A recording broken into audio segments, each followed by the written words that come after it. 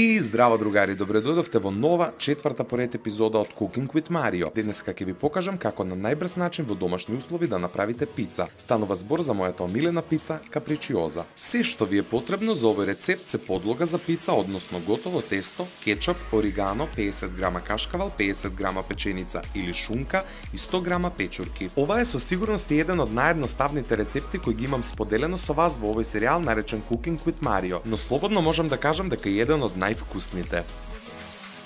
На самиот почеток во тава за печење го ставаме тестото, пошто ги нанесуваме кетчапот и ориганото, а потоа ги додаваме сите останати состојки по личен избор.